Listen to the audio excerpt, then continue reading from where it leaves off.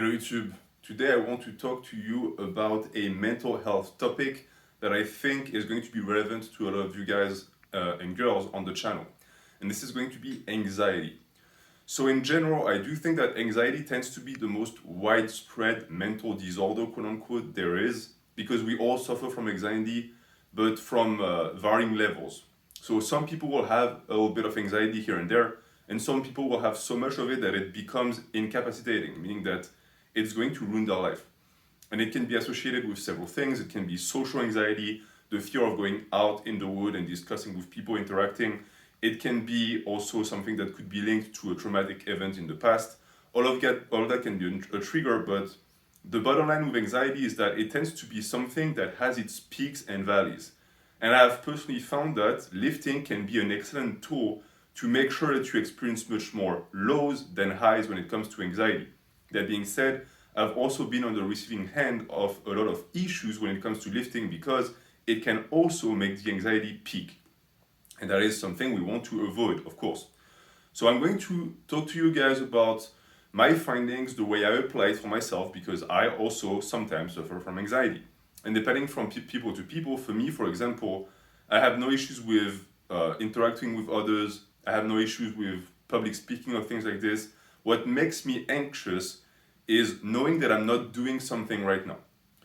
Meaning that when I'm not productive, I feel bad about it. And the issue is you can't always be productive because if you do, you're going to burn out. Problem is that my anxiety doesn't really let me decide because if I'm not doing anything, my thoughts are going to run at 100 miles an hour, always focusing on the thing that I could be doing right now.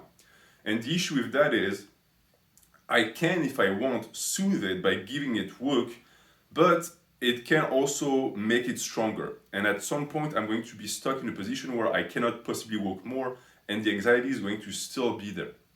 I've also found that for myself, something that really triggers that anxiety will be when I let my brain focus and really obsess over small details. And it can be easy to spiral into an endless loop of obsessing over that one thing to a point where you enter something that could be related to OCD. But that would be a different story.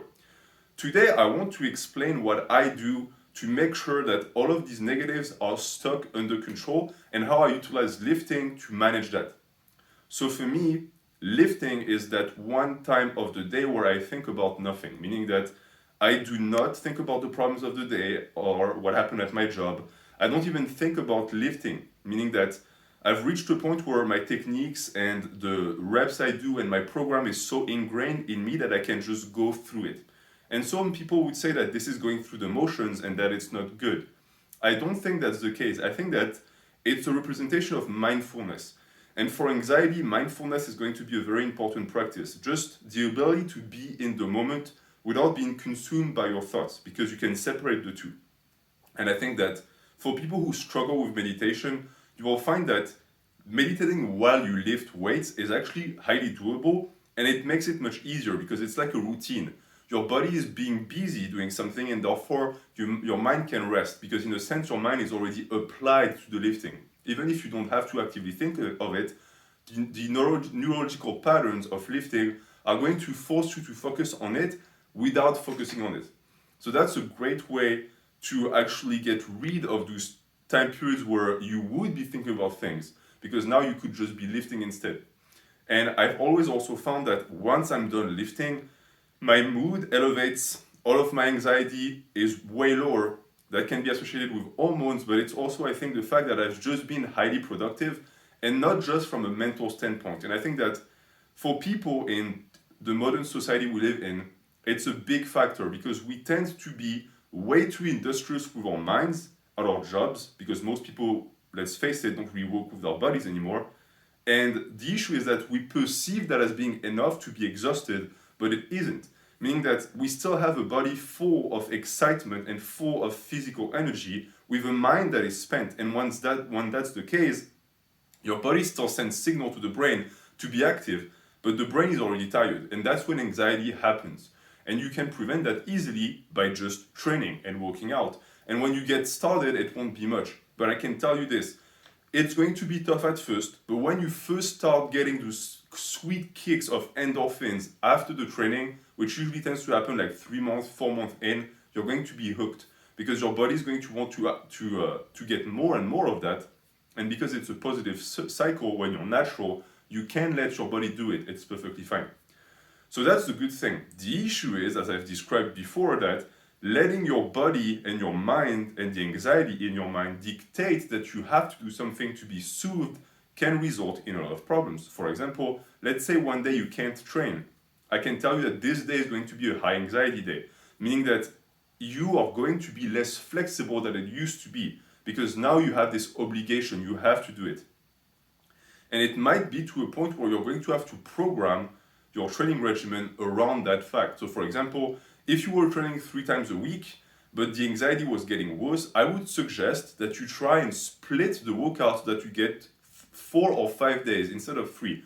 And while you'll do that, you won't necessarily do more volume. You'll just do less volume on each day and more frequency. And you'll find that this is going to ease anxiety because if your training workout happens on that spectrum and your anxiety was here when you started, you might get to a point of the training where it's here.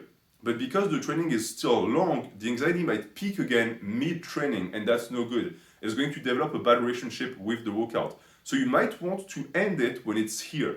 And I've made videos about that. It's what I call mental stamina. A lot of people don't realize it, but their physical stamina is much higher than their mental stamina. So they could keep going, but their brain and their spirit is not in it anymore. And when that happens, in my opinion, it's better to stop the workout and do a higher frequency instead. Work out the next day, and you'll build up that mental stamina. Because if you keep crushing it, you're going to find that it's like going to failure and failing on the lift all the time. You're not progressing anymore because you're just failing continuously. So that's one thing. And you'll find too that by not letting yourself have so many rest days, you're going to trigger the endorphin production every single day, and that can ease your mind. That being said, again, this is not really a solution because you will get to my situation at some point where someone like me, I work out 6 times a week, 2 to 3 hours, and I only take 1 day off, and that day off tend to be high anxiety. So you have to find other ways to manipulate the anxiety on these days where you might have some downtime, you might go outside and take a walk. You can't just let the training take care of that because you might enter a cycle of either the mind being stressed by the anxiety or the body being stressed by the amount of work that the anxiety requires. So you need to strike that balance. When it comes to programming for people with anxiety, I've also found that you need to know what you're doing in the gym. You're the type of person that is going to need exactly a ABCD plan that you can follow. Because if you don't, you're going to obsess over the fact that you're not in control, and that's not good.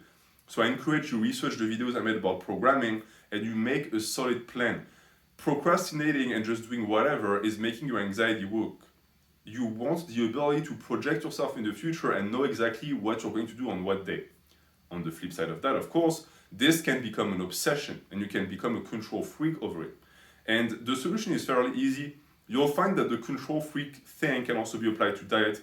In my opinion, on both sides of the spectrum, training and diet, you need to know what you're doing. So you have a set diet with the foods you like, the calories, the amount of calories you need and the macros you need.